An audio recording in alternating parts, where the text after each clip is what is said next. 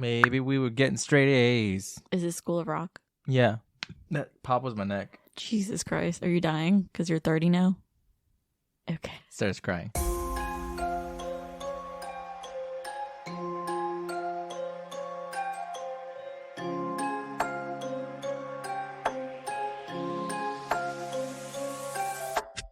Welcome back to the Shaken Not Scared podcast. Here with you as always, your hosts Erick and Vivi. Today we're going to be talking about the 1994 film The Crow, directed by Alex Proyas, I assume. But before we get into that, how are you, Vivi? Our lives are still on fire. The search continues, but we've already been talking about that for so many weeks. It's going to keep going. I hope it doesn't, but it's gonna. We might be homeless. It's cool. We'll figure it out. Yeah, it's fine. It happens sometimes. Do you have any creepy content? I think we do. Did we talk about last night in Soho? No, we did not. I actually forgot about that because I was going to talk about Oddities and Curiosities Expo. We also saw Batman. Did we talk about that? We did not.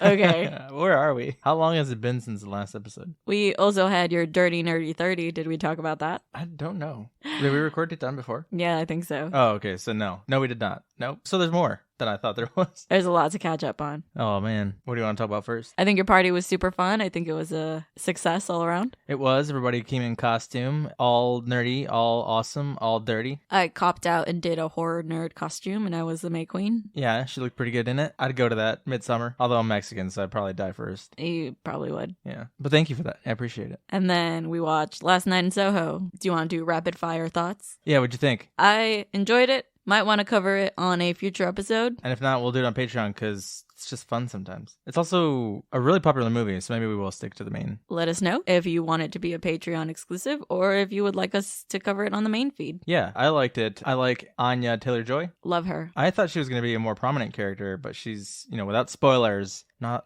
that in the forefront. In the forefront, just not really. Yeah, I get what you mean because you see the trailers and she's featured like so heavily. I thought the story was going to be a different type of story and it ended up being something else completely. If you look at it too, you can tell what's going to happen at the end. If you really pay attention, you're just going to, oh, I saw that coming. But again, without spoilers. Yeah. What else? We saw Batman. We did. Edward Cullen playing Bruce Wayne, playing emo Batman year 2. Oh man, just your emo little heart will explode if you watch that movie. Much like the movie we're covering today. Oh, it is, yeah. It's got the same vibe. Very similar vibe. If you look at the Funko Pop for Batman from this one, have you seen it? No, I don't think so. What it looks like without the helmet? No. It's just like crying makeup. So it looked like the Crow. Yeah. It's just like runny eye makeup down the pop. We'll get into it, but there are so many things from this movie that I think inspired like a lot of Batman. Oh, possibly. The Batman movie, like Ree from Dinkin' Deli mentioned, is very heavy on the horror themes. Agreed. Go watch it if you haven't. I'm sure you have because everybody has. We're super late at this point. What I do want to say is I don't like or care for the Joker by, what's his name? Hot take. The racist guy from the Eternals. Yes, that guy. I don't remember his name. He's that one kid. I don't know what the fuck he's trying to do, but I don't like it. And people were like, oh my god, it's so eerie. Oh my god, it's so crazy. What? It's like bone chilling. No. I watched it twice, and both times I was like, no, this just doesn't work. It's like if I was trying to be Joker. I don't have a voice that's menacing enough to be the Joker. Oh man, we could get into a whole discussion on my opinions of the Joker, but that's not what we're here for. No, we're here for crying men. Yeah. Like me right now. But we were also at the Oddities and Curiosities Expo. That was awesome. Everyone who's in our Discord has already heard me talk about the giraffe that we saw for $3,500 from the neck up. Taxidermy. You hated it. It was also very expensive. Someone asked also, Anthony, shout out to him. He asked how much the hyena was. I didn't see the price, but someone bought a hyena, and that was pretty fucking cool. There was so many cool things there. A lot of taxidermy animals, like you would imagine. There's so many jar ones, too. Specimens. So sad. Trigger warning, there were a lot of puppies in jars. That made me so sad. I did not like that. Kittens, too. Yeah, it's not, I think when it's pets, it's, like, weird. When you see, like, frogs and snakes, which I guess is also pets, it's kind of like, meh. But when you see weird shit like scorpions, which is also probably a pet. Who's keeping a scorpion as a pet? I've seen people who have pet scorpions. Interesting. I'd keep a pet scorpion. Of You never course know you who's would. going to rob you and accidentally smash your scorpion jar, not knowing what it is, and then the scorpion's going to save your life. Or kill you on accident. I mean, it's a 50-50 chance, right? You're willing to take it.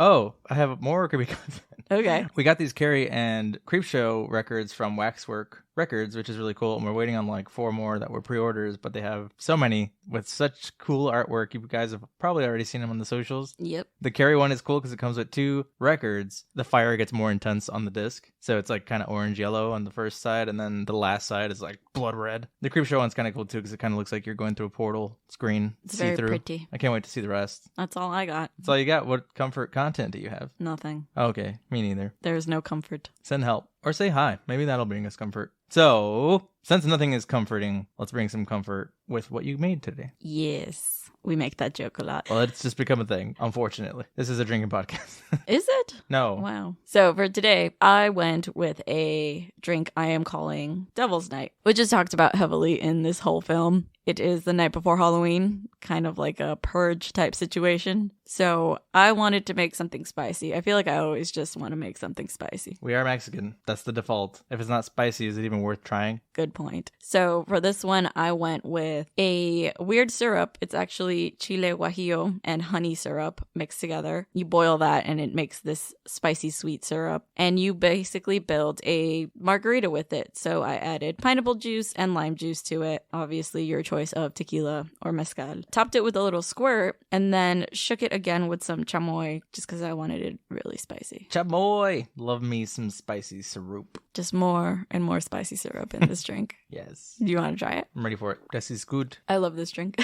Yeah, I like the hint of spice at the back of your throat. Do you think the devil would drink this on his night? I would hope so. It's delicious. Would you drink this while lighting a bunch of buildings on fire? I mean, I probably wouldn't be outside lighting a bunch of buildings on fire. You'd probably be inside drinking this. Instead. Yeah. You'd be like, well, hold up.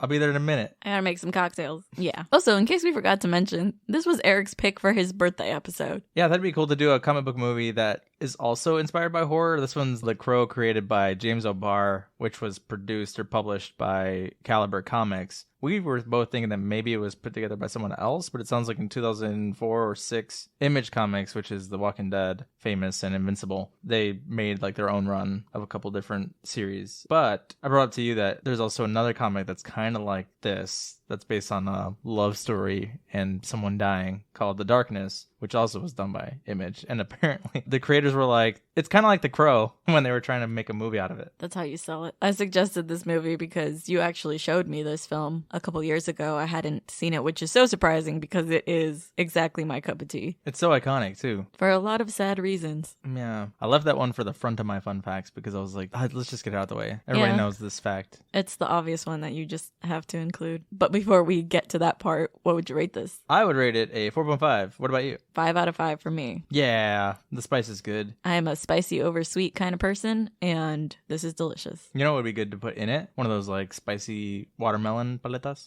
Yes. Tamarindo candies. Yes. So if you have those available, or even like a pulparindo, a little thing, and twist it. Oh, yeah. Put it in there. Actually, we should get one of those for the video. Yeah, a little behind the scenes there. Love it. Go try it. Do you have fun facts for me? I have plenty of fun facts for you. Like I said before, I want to get the horrible stuff out the way just because that's what everyone knows about this movie, which is how much stuff happened, including the unfortunate death of Brandon Lee, who plays Erick Draven. Just to list a couple, if not a bunch, of what happened. A carpenter, Jim Morticius' face, chest, and arms were severely burned after his crane hit live power lines. A publicist, Jason D. Scott, got in a minor car accident. One of the equipment trucks randomly caught fire. A sculptor who was, quote, impossible to work with drove his car through the blaster shop. A construction worker accidentally drove a screwdriver through his hand after slipping. A storm destroyed several different sets. This was all throughout like the production of the movie. And yeah, people say that the set's cursed. There's like so many documentaries about cursed films, and this one always pops up on there because people think like, what the fuck, what was going on? Yeah, I actually watched, I think a year ago when we started the podcast, and there's a series on Shudder called Cursed Films, and this is obviously one of the ones that is talked about. It's very interesting watching that series because throughout a lot of them, they kind of play a little more into the lore, you know, of like Poltergeist and The Exorcist being like really cursed, but when they get to The Crow, it's just a very sad, somber episode. There's no like belief in a curse or anything. It's just kind of like this terrible thing happened. Which is obviously the biggest one. It's eerie because I read an article to get a bunch of these from 1993 of Entertainment Weekly, which I assume happened before this because there's no mention of that. And they're like, other than that, and all this crazy shit that's happened, no one has been like severely harmed. Obviously this next thing happens. So in the scene where Funboy pulls out his gun to shoot Erick, The dummy bullets were, quote, hastily fabricated by taking out the gunpowder from real bullets because of the time pressure crew members were under. The lead tip of the dummy bullet became lodged in the barrel of the gun and pushed out by the blank charge, scratched the bottom of the shopping bag before perforating Lee's navel, and managed to puncture the stem of the aorta, where it branches to provide blood supply to the legs. No one knew he was dead until cut was called and he wouldn't get up. He died that afternoon at the age of 28. Damn, so young. It's so unfortunate for Brandon Lee, but also for those who don't know, Brandon Lee's Bruce Lee's son, who is also a famous actor that died. It just sucks. Like, father and son, both gone. Powerful figures in Hollywood. You know, even Brandon Lee, this was probably his like breakout role at 28. Bruce, you know, everybody knows Bruce. Yeah, it's very eerie because Bruce Lee's last film was actually playing an actor who is shot and killed while filming a movie when a prop gun goes wrong. And just knowing that that's how his son died many years later, there is like talks of there being a Lee curse where the firstborn sons are killed from each family. And this kind of makes people believe that it's true. That's so weird. Yeah. He did an awesome job. He did great. I've seen some of the other films he's been in. I can't recall like the exact name. Obviously, The Crow is the biggest one. He was in only a couple of other films before this, but this was like the biggest one. This movie won the box office that opening weekend and got like $51 million gross in the US. I think it was meant to be his breakout role, kind of away from the shadow of his father and propel him to his own stardom, but it just didn't work out that way. Apparently the directors even just like straight up knew they wanted him to be in this role because they're like, we need someone who's like metal. They originally were thinking about maybe getting like a musician, but that would be weird because he'd have to be athletic, and they're like, Brandon Lee is like a perfect mix of athletic and like a rocker guy. It just sucks. Fun facts are supposed to be fun. I'm sorry. This is not fun. This is not fun. So I figured I'd just kind of rip the band-aid here. But moving on, the Crow comic book creator James O'Barr based the story on the death of his fiancée. These are just get so sad. Who was killed by a drunk driver, and a story he heard of a couple that was killed in order to steal their engagement ring, which was only $30. People suck. Yeah, it's not good. It's also very ironic that then Brandon Lee passed away and his fiance never got to get married either. Yeah, it's just a little unfortunate. Again, adding to the what people say is cursed about this film. I wonder if that comes even from the comic book. True. That James O'Barr put his like grief into this story, and it's kind of like admitting something. Extremely depressing. Do you have a fun fact? Ravens were used instead of crows.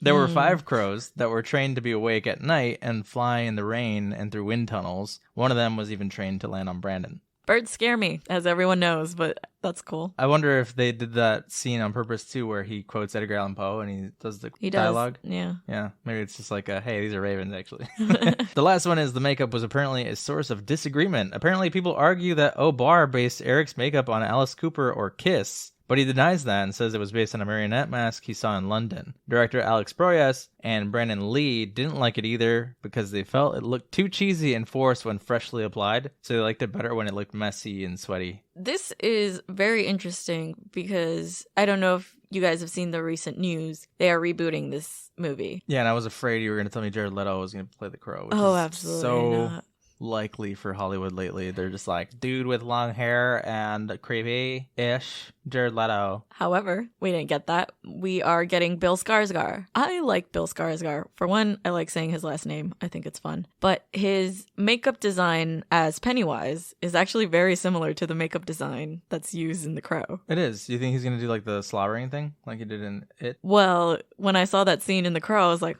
I could see why they saw that scene and thought, you know who could slobber it up like the best of them? Which scene are you talking about? I didn't see Crow slobbering. He did. He comes up out of the shadows like pissed, and like slobber comes off his mouth. And it looks very much like that scene in the sewer with Pennywise. All right, well, I'm going to talk a lot on this episode, so I think it's only fair that you do the speed run, even though it's my turn again. Okay, I had asked you before recording if you wanted me to do it, and you said no, so you didn't let me mentally prepare. Well, I'm going to talk too much, though. It is your birthday episode. Ain't nobody like me. Ain't nobody want to hear me talk for the next hour. Then they shouldn't have clicked on this podcast. I don't know what to tell you. We've been talking for the last 10 minutes. I'm sure they already left. And those of you who are here, I appreciate you.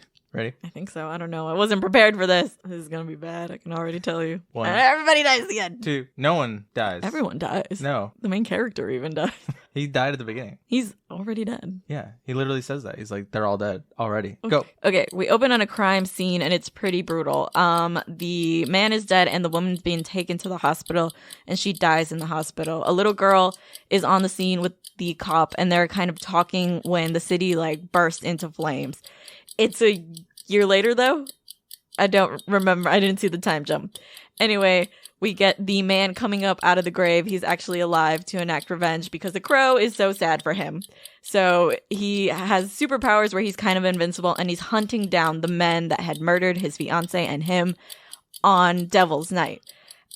He tracks them down one by one, but there's this man in charge called Top Dollar with his cool security guard, and he's fucking his sister for some reason. Not the security guard, Top Dollar.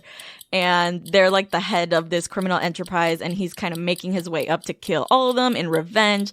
He gets to him last, and they kill his crow, which is his superpower, and they battle out, and Top Dollar still dies, and so does the crow. No, it's not. It's not the end.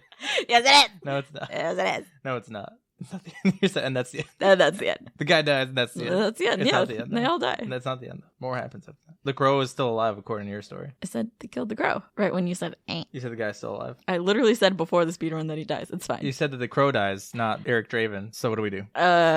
We did not lose. Chug. I'm doing you a favor, and you made me lose. I didn't make you. Okay, what does IMDb say about this movie? IMDb says, a man brutally murdered comes back to life as an undead avenger of his and his fiance's murder. IMDb gives it a 7.5. That's good. Pretty high. Yes. So, do you want to give your first thoughts of when you first saw this movie? Well, when I was a kid, I'm going to go way back, and it's like, Yeah. Ripple, me as a baby watching The Crow. So I was 2 years old when this came out.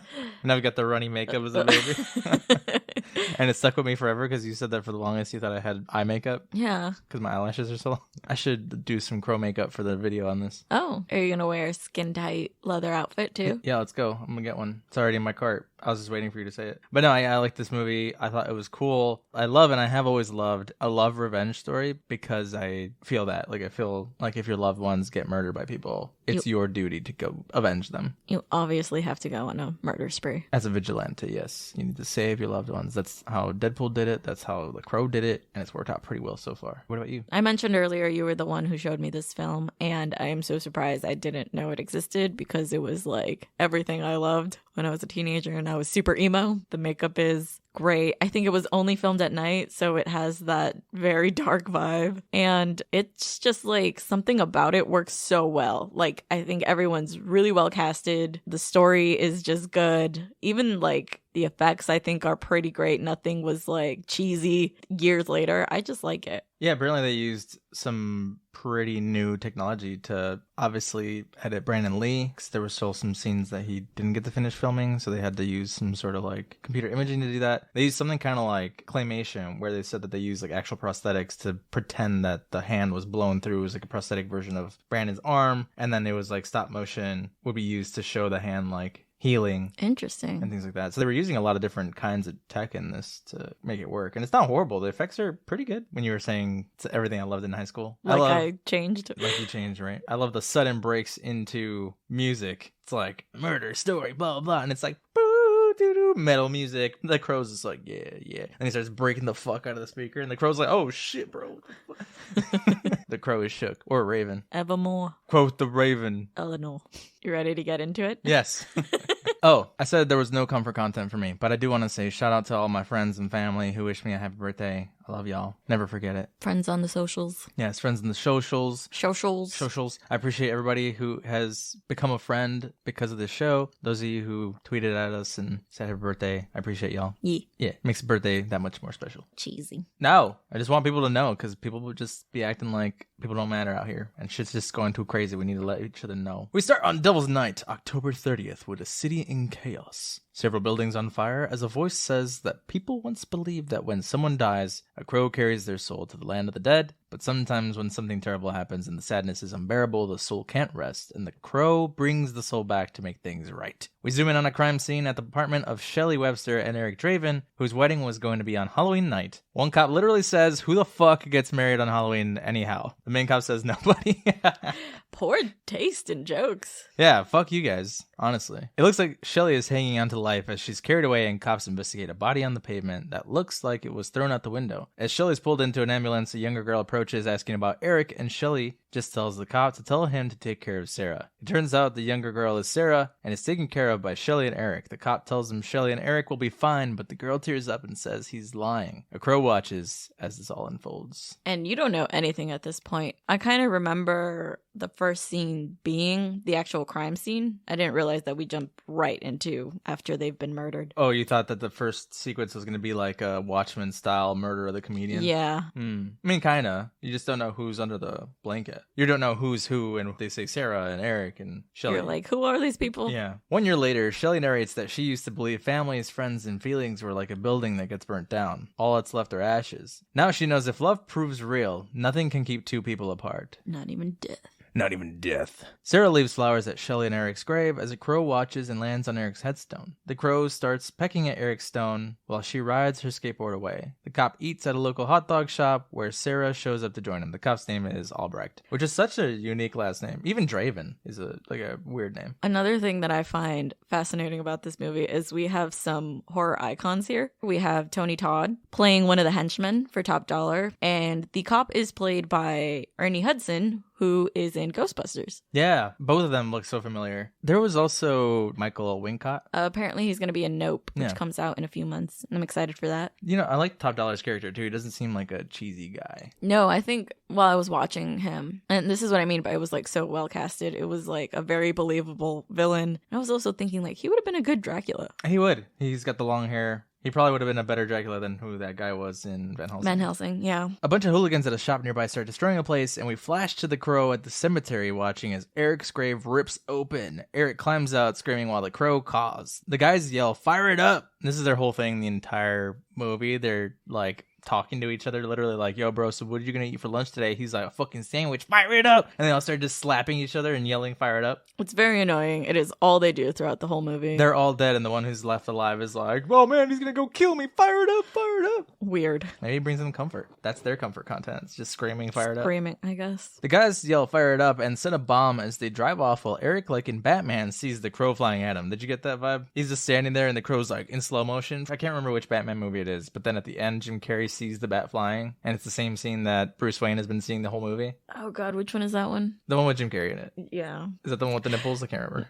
There's so many fucking Batman. There's so many nipples. There's so many nipples out there. The crow leads Eric to some boots in a dumpster, and confused he takes them. That's kind of cool. Like the crow's like, "Here you go, you're a little naked there. You need to fix all that." Yeah, I see your little booties. They're dirty. You need to put your booties on. I thought you were talking about something else. I see your little booty.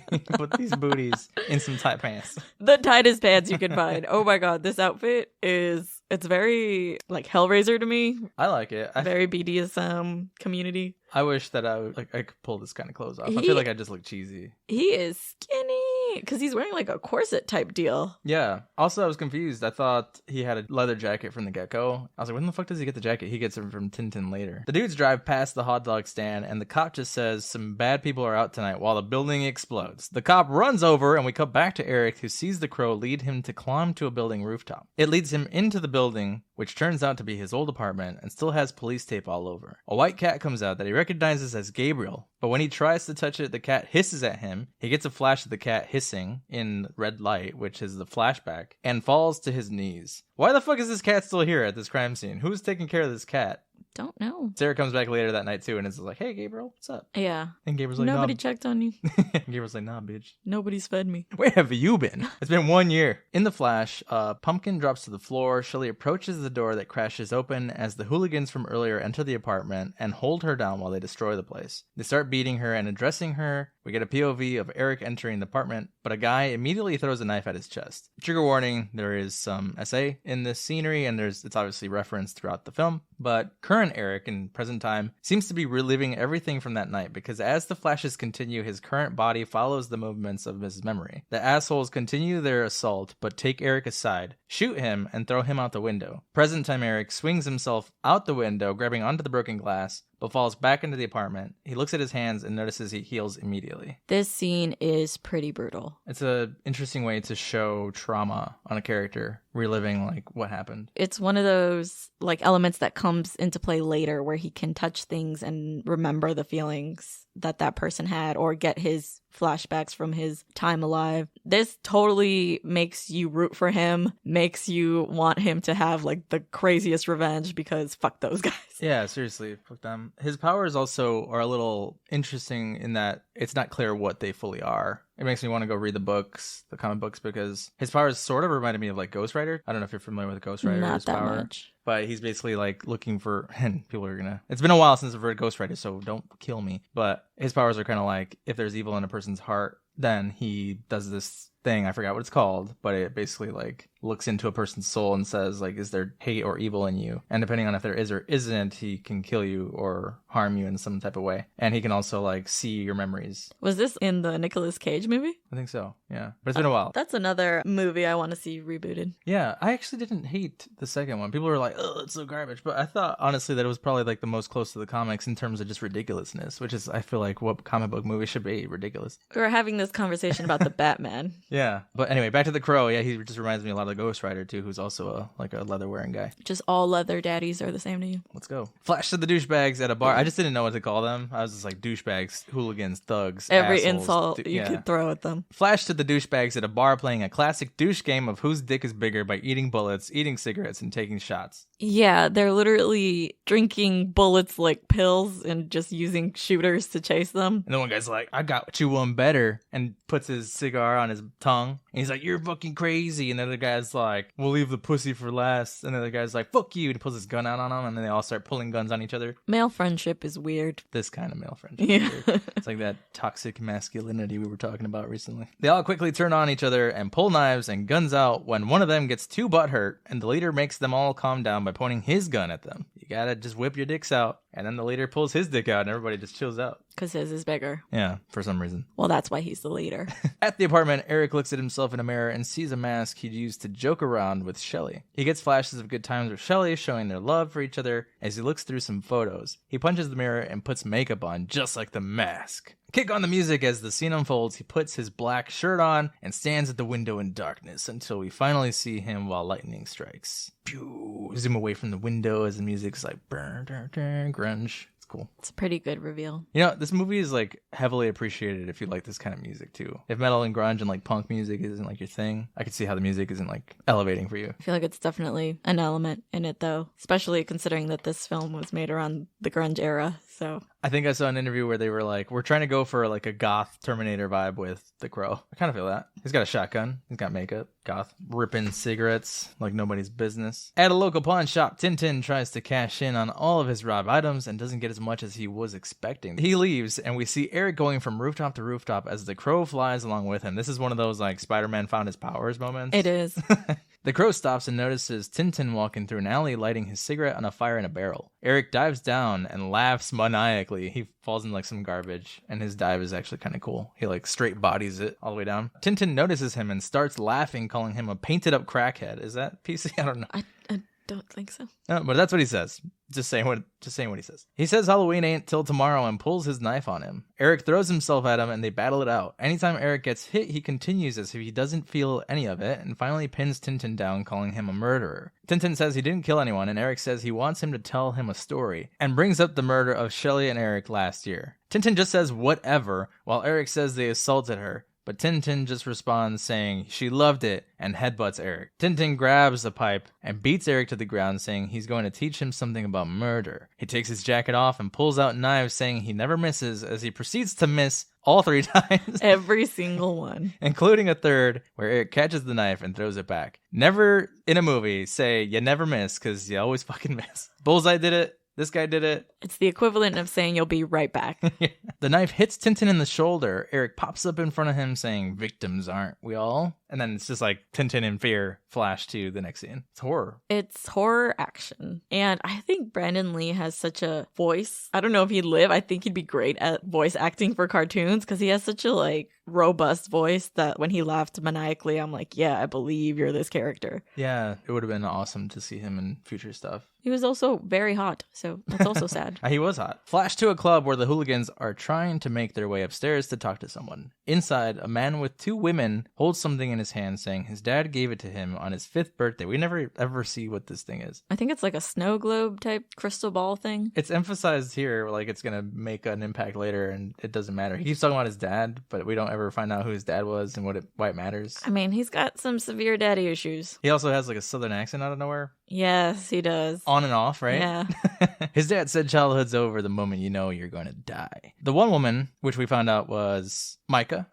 Micah? Her name's not really said throughout this film. No, not once. And I wrote the woman the whole movie because they don't ever say it. But the woman, who we find out is Micah, asks if the other woman is asleep, and he turns her body to reveal she's dead. The woman says her eyes are pretty and goes at them with a knife. Flash to the bar from earlier called The Pit. The Pit. The Pit. I kept wanting to write The Tip. Because that's what I would imagine a bunch of douchebags measuring dicks would be at. The Tip.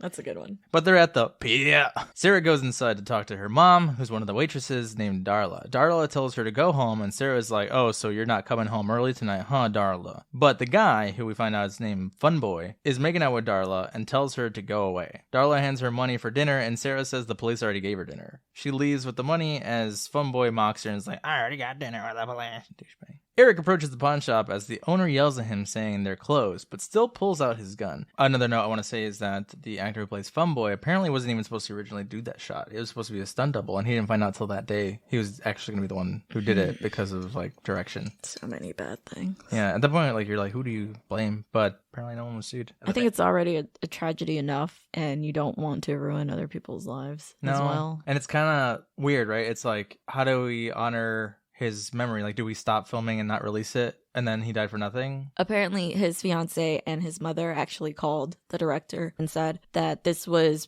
a project that he was very passionate about. It was supposed to be his starring role, and it would just honor his memory if he finished the movie, because he didn't want to finish the movie, but they wanted him to release it in his memory. Erick approaches the pawn shop as the owner yells at him saying they're closed, but still pulls out his gun. Erick crashes through the door, startles the owner, causing him to drop his gun. Erick enters quoting Edgar Allan Poe's The Raven. I just like how much poetry in his dialogue he uses. And it seems like T-Bird earlier in the film when the flashbacks are happening was reading from one of his books. He's a musician. Mm-hmm. So it's kind of cool to incorporate that part of his personality into how he kills people. Erick says he's looking for a ring, but the shop owner tells him he's looking for a coroner and shoots him in the chest. Erick laughs, and the guy repeatedly says, shit on me in fear. He's like, shit on me! Shit on me! Shit on me!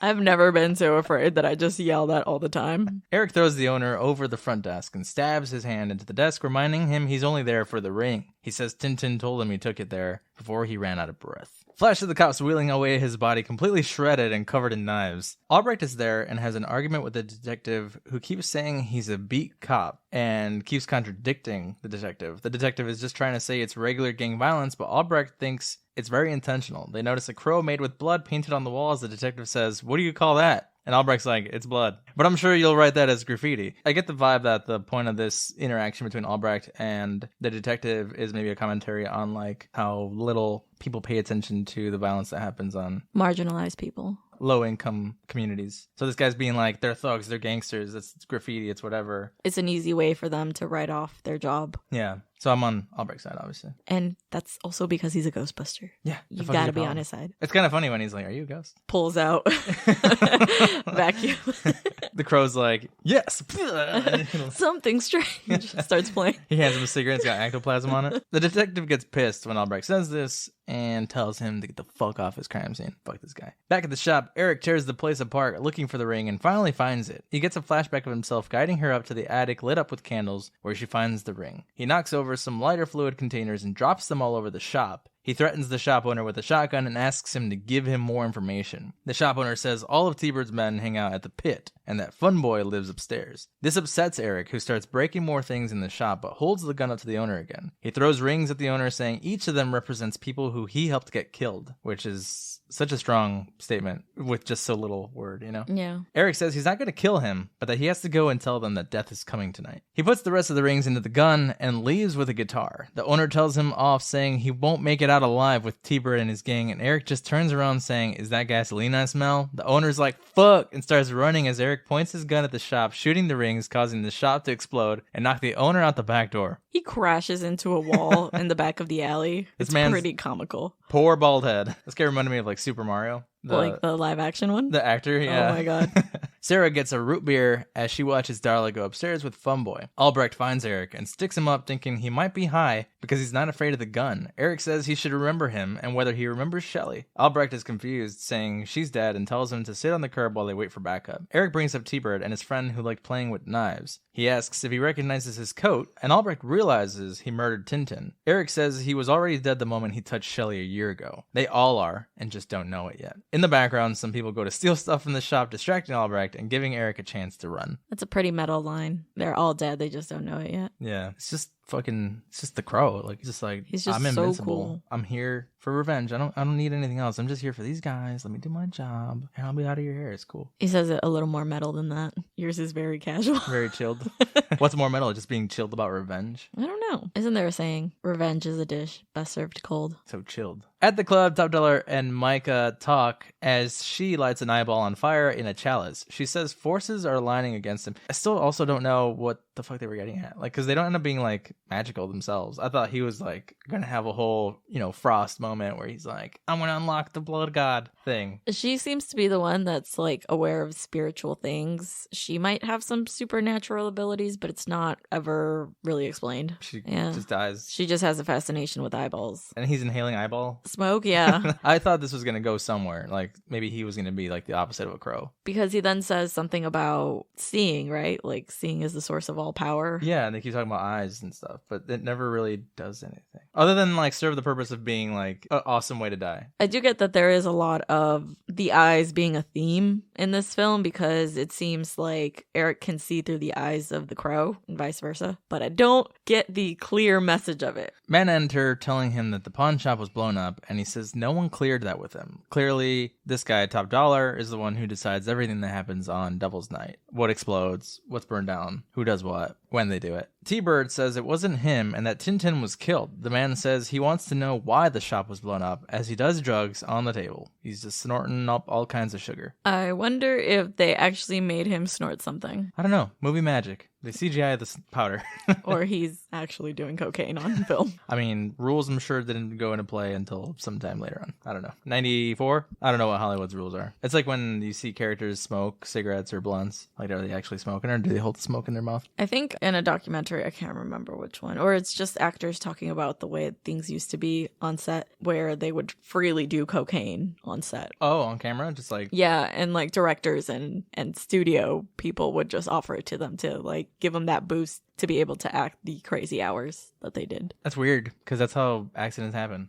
Imagine that. Yeah. It's like the food one, right? When they do eating scenes, they're not supposed to actually eat the food. Or all the food's fake. Yeah. I think one of my favorite things that I learned was how they have to make not only food that's not a recognizable brand, but I can't remember. I think it was when I was listening to And That's Why We Drink, talked about how in New Girl, Zooey Deschanel like wouldn't eat Cheeto Puffs, so they had to carve Cheeto Puffs out of carrot sticks and put them in a bag for her to eat while she was doing the scene. That's so weird. It's super weird. Yeah. Eat a Cheeto Puff once in a while, unless you're vegan. That might have been why she couldn't eat them. Oh, maybe. Yeah. Aren't baby carrots bad for you because they're blanched? I don't know. I've read that. Everything is bad for you. Eat a Cheeto. An ad brought to you by Vivi.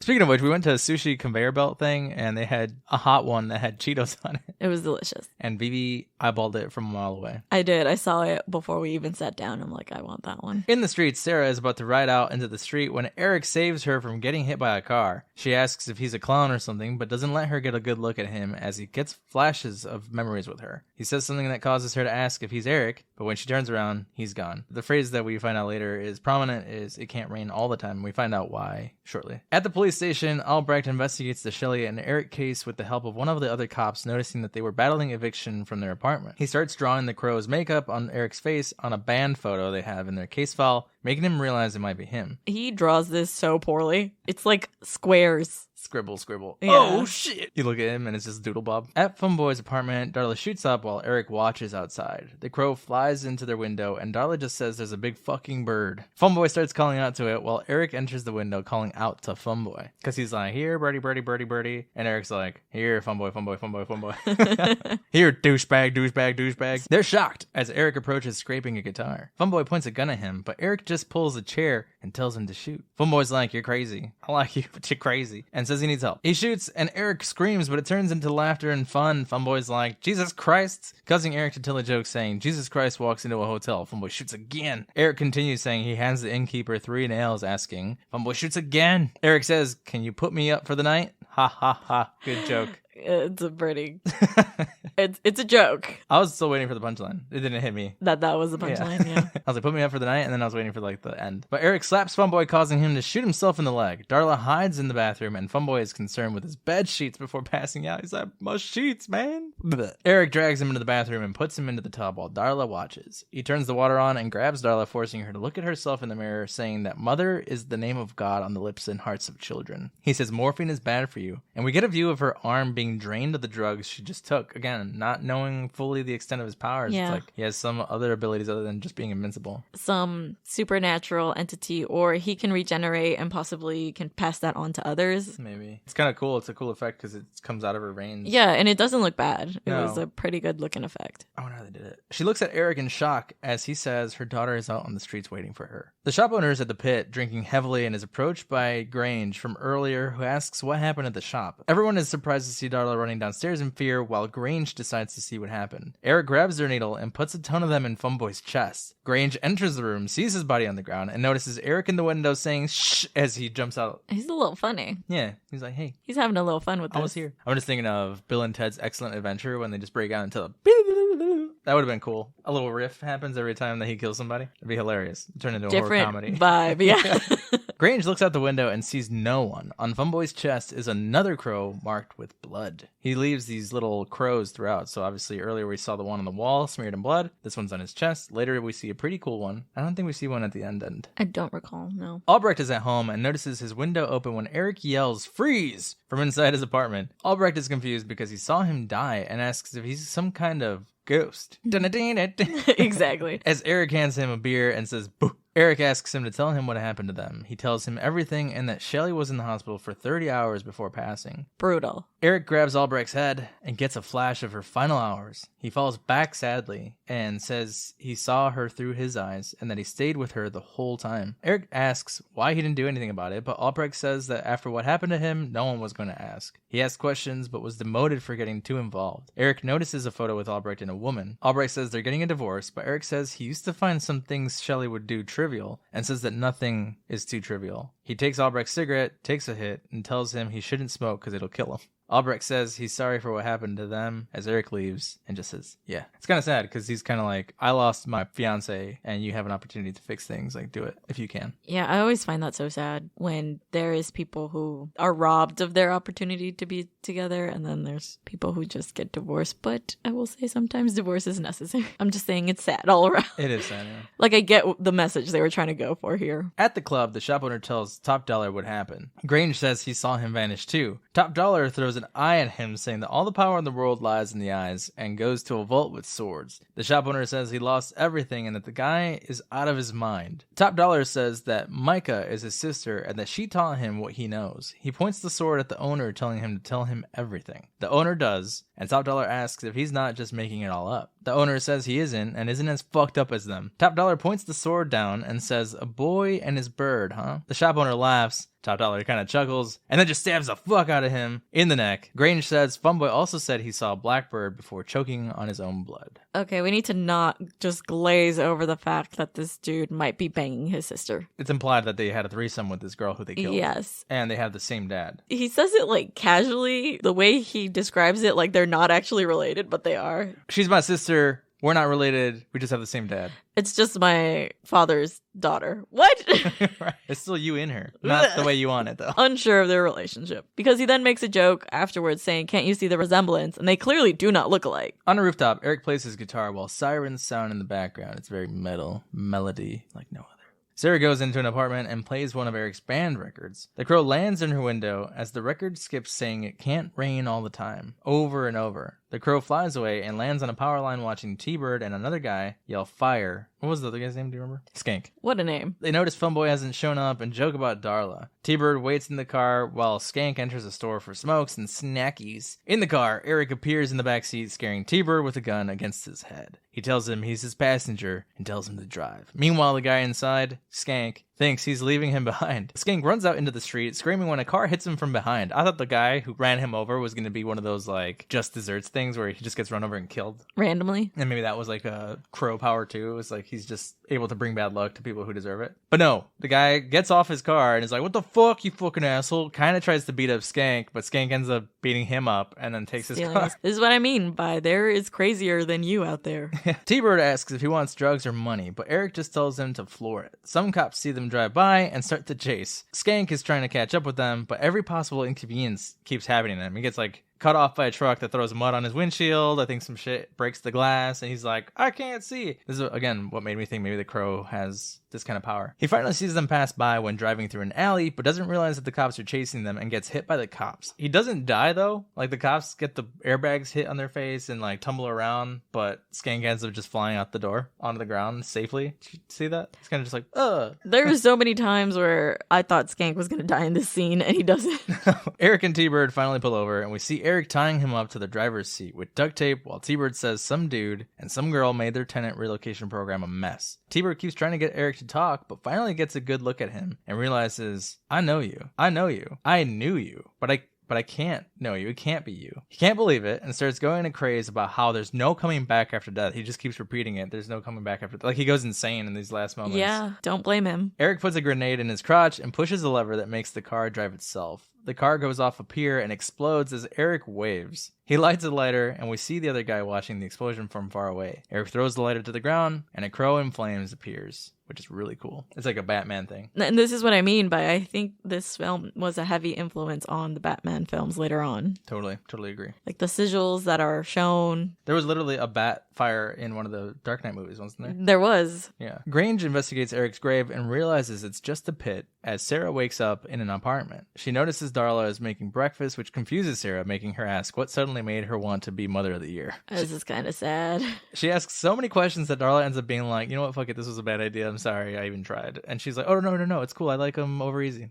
Yeah, it's like one of those, Erick scared her so much that she's going to be a good mom now, but like she wasn't a good mom to begin with. Yeah, it'll be over by like next week. It's like when you say you're going to work out and then you don't. And you work out for like that first week and then you give up. Yeah. And then you just Same end up thing. giving the gym like your money for years to come. At the police station, the detective tells Albrecht that there's a lot going on in his district and shows him the pictures from the explosion. Albrecht says the case is closed, but the detective gets pissed and says Albrecht is covering up for someone while a vigilante is out there. He asks who the crow is, and Albrecht tells him he's a detective, so he should figure it out. Honestly, I feel like this detective's only purpose is to piss off Albrecht and kind of be mad at him for not doing his job where he can then just go in and take credit for it. Yeah, I don't like this guy's character at all. I mean, it's written to be hated. Yeah, he's only there to remind him that he used to be a detective and he isn't any longer, but he should still do all the work and he should take credit for it. I like Albrecht's attitude on it, though, because he could be like, fuck you, too, but he doesn't break down to the detective's level. He's kind of just like, whatever. Yeah, it's your dude. Like, job you're going to now. talk all the shit in the world, and it's not going to matter what I say. There's a killer out there. Go do your job, man. Yeah, stop worrying about what I'm doing. I could have seen where Top Dollar was maybe paying off this detective and was just kind of getting in the way of Albrecht's actual investigation. And that's why he keeps getting him demoted. Yeah.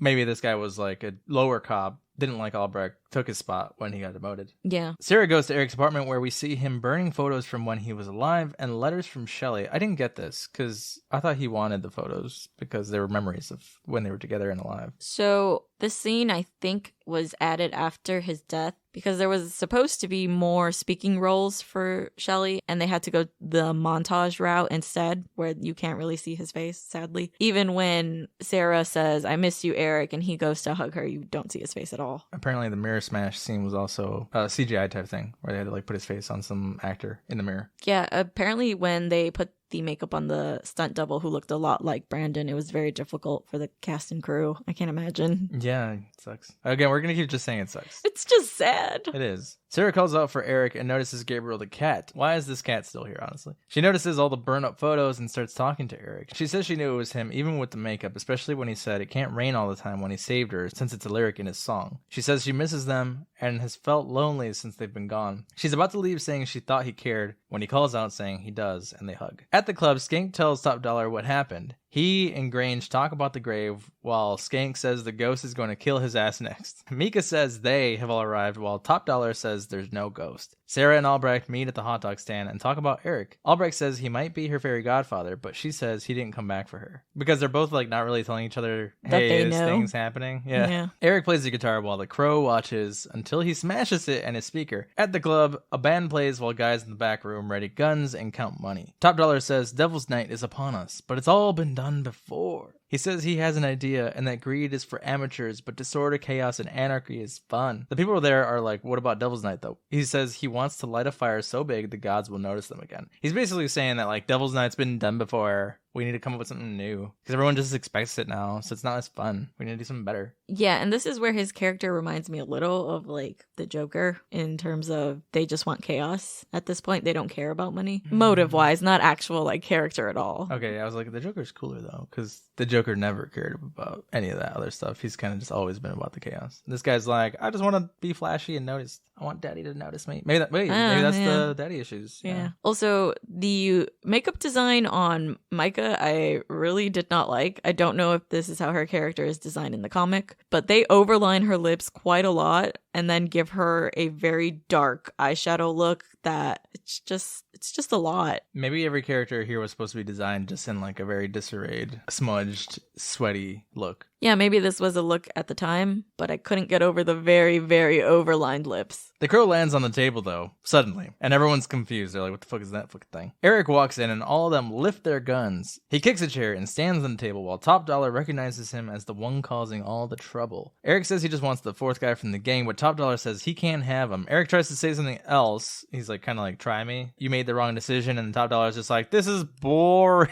He tells his men to kill him, and they all fire their guns on him. He falls off the table, and one guy goes to check. He notices he's gone, looks back at everybody, and is like, I don't know where he is, and suddenly gets shot. A whole gunfight ensues. Erick fires back at everybody. He kills them all off while trying to get to the skank. Some by hand, some with swords on the wall. It's basically like one-sided. He's murdering everybody. He knocks a guy down into the club at one point, causing him to land on the band's equipment in the club downstairs, and everybody starts panicking and leaving. These scenes of the club remind me so much of Buffy, where they would go to that teen nightclub. Yeah, the Zone. That was in our neighborhood. Skank cowers under a table as Erick stabs a sword into it, causing him to come out. Erick grabs Skank, saying it's a bad time to be a bad guy. But Skank says he's not him. He's like, I'm not Skank. Skank was killed. Look at him. He's over there. I mean, good try, dude. You tried it. Yeah. Erick just says, yeah, and throws him out the window onto a cop car. The cops enter and start firing at Erick, but he runs off and tries to escape using the rooftops. Albrecht notices what's going on and picks Erick up in his own car. They almost hit a cop car while Albrecht is trying to talk to Erick, but when he's like shocked about almost crashing, he turns to the right and notices that Erick just ran out and leaves blood on his seat. Rude, a little bit. Batman style. That's what I mean. They have a very Batman and Commissioner Gordon relationship going. Yeah, that's true. Top Dollar, Grange, and Micah drive off talking about Erick. Micah specifically says his power can be taken from him as the crow is his link between the land of the living and the dead. And she just knows this from looking at them. Well, while they were doing the gunfight, she kept trying to catch the crow. But yeah, I don't know how she just knows. Knew. Yeah. Again, she might have some supernatural abilities, but we don't know. We don't see any of it. If they can kill the crow, they can destroy the man. Erick takes a break from running and says he's coming home in reference to Shelley. He sees kids in masks laughing and yelling while trick-or-treating and laughs. I think it's kind of cool. It's like, my deed is done. And look, Halloween. It's a reminder of when we were supposed to get married. Yeah. Cut to the cemetery where Sarah sleeps near Shelley's grave and Erick approaches. Erick says it's the safest place to be, and she says it's because everyone's dead. Sarah says he wasn't going to say bye and is never coming back, but he says he's sorry and gives her a necklace that belonged to Shelley so she can always remember. The necklace is actually the wedding ring. Yeah. Isn't that sad? Isn't it all sad? It's all so sad. They hug and say goodbye, but as Sarah approaches the building, Grange kidnaps her, bringing her into the church. Top Dollar steals the necklace from her neck and says he'll keep it for good luck. Micah says her eyes are innocent while holding a knife. The crow watches and notices Sarah yelling Erick's name from outside. It's like it keeps getting flashes, which obviously alerts Erick. He goes into the church with the crow. The crow lands on a bench nearby, and Grange shoots it from above. Top Dollar approaches, and Erick tells him he'll let him live if he hands Sarah over. Top Dollar says he'll think about it, but just turns around and shoots him. Erick notices he's not healing and collapses. He's like, oh, fuck. Dun, dun, dun. Yeah. The stakes are very high now. But the way he says, oh, fuck, is like... He's like, I was done. Man. I was done with this, and I had to come back.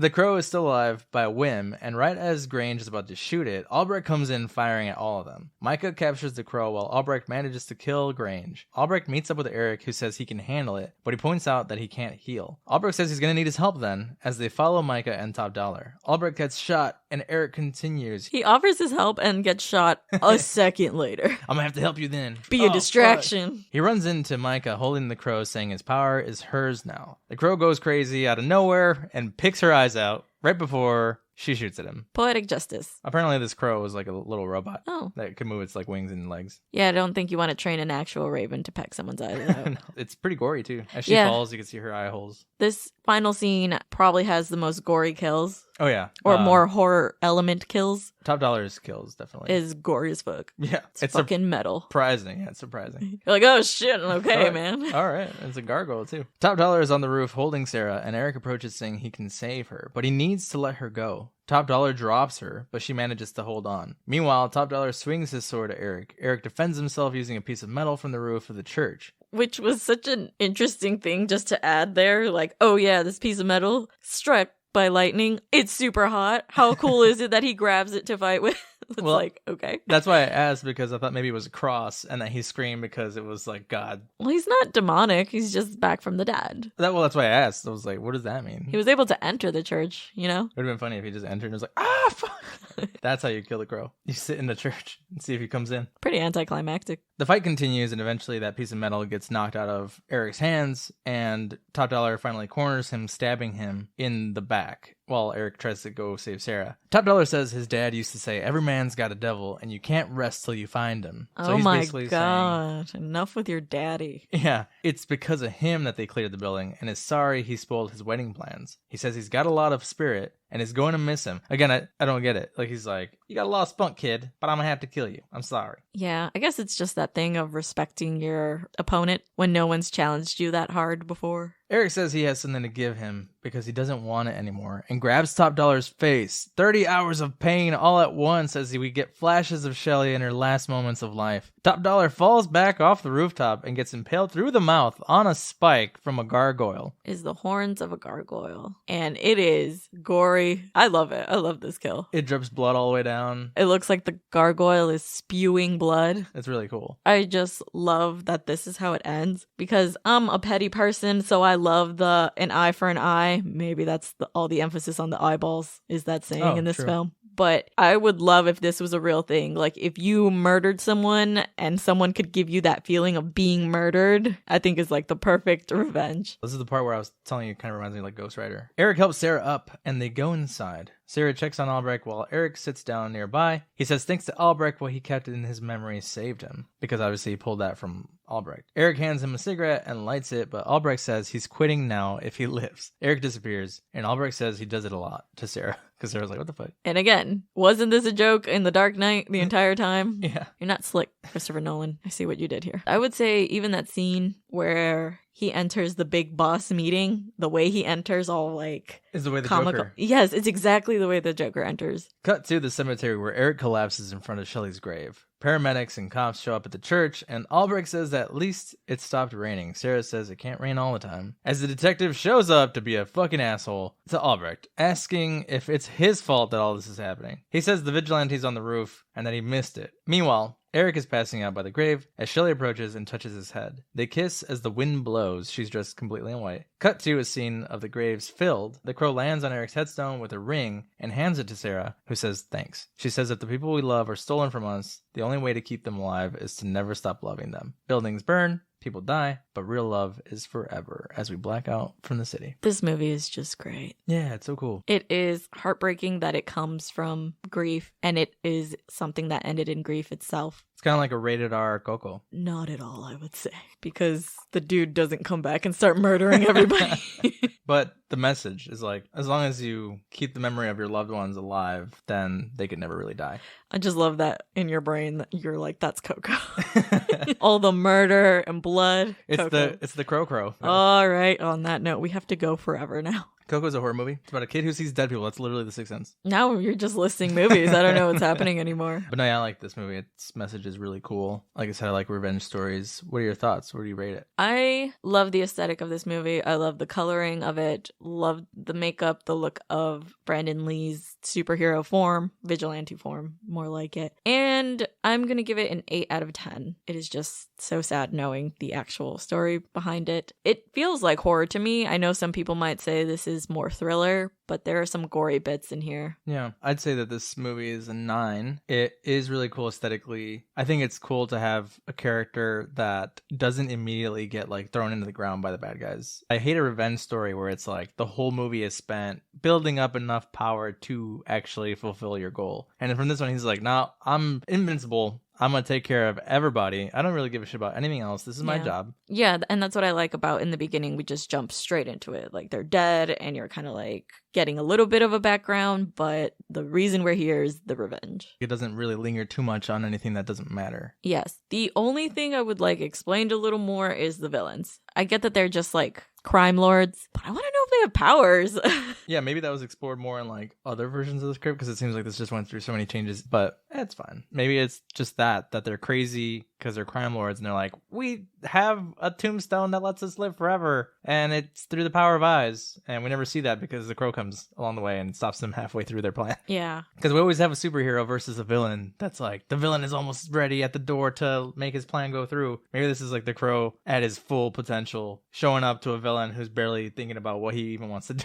I think he is at his full potential because he's talking about making Devil's Night even crazier than it is for the sake of chaos. So he does kind of come in and ruin his master plan. But he doesn't even know what he wants to do. No, it's like he has the money, he has the power already. He's just doing it to ruin everything. And everybody's like, but what about this thing though? Like, we were hyped up, bro. Why are you trying to change things? Yeah. Fucking millennials. Fucking their sisters. Yeah, what the fuck? Yeah, I feel like even though the subject matter is pretty dark, I would just watch this as like a comfort movie. Like, if this was just on in the background, I would. I'd be like, cool. I just really like it. I have like no negative feedback, honestly. Yeah, neither do I. 7.5 means a lot of people like it. Very limited haters. It helps that Brandon Lee was super hot to look at the entire movie. Oh yeah, so you're saying his whole personality is that he's hot? Yeah, I mean, isn't it? And he quotes Edgar Allan Poe. And he says it doesn't rain all the time. Yeah, this is super hot to emo chicks.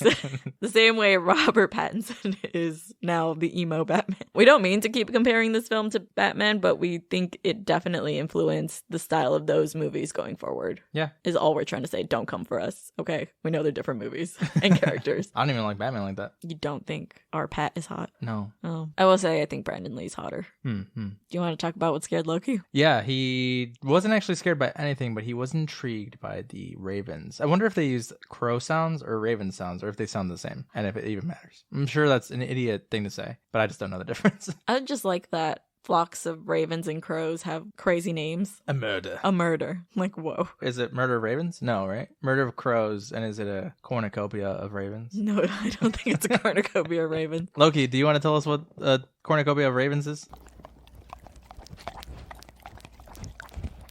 I'm pretty sure it's not that. I have no idea what my mom just texted me. How much you pay for your fuck cake? Bought $3.50. I gotta call her back. I don't know what she's talking about. I'm sorry. I completely missed what Loki said. I went to go look at what the name of a body of crows is. He was trying to guess what a cornucopia of ravens was, yes. and it was completely wrong. He just cared too much about licking peanut butter off our spoon. We had peanut butter? An unkindness What? is the name given to blackbirds. That's just so long. An unkindness of ravens. What? Why is it so mean? So a group of ravens is called a murder. Let's see what a group of crows is I thought called. it was also murder. Murder of crows. Quoth the raven, murder more. I guess it's the same. They're both called a murder. We do not condone murder, just to be clear here. We do like this movie, though. We just like the movie. But is that pretty much it for us here today? It is. I wanted to make an announcement here that I think we're going to release our Discord to just anybody who listens to this. Yeah, so if you want to come and talk to us all day, every day about horror and drinking. We got so many channels on there. We got like shots, we got drinks, we got beer, we got cocktails, we got movies, Creepy books, content, yeah. podcasts, creators. Just share all the things that you like that are horror. We've got a pet channel. We got Loki pictures. We got Yeah, Elvira send us your pictures. pets.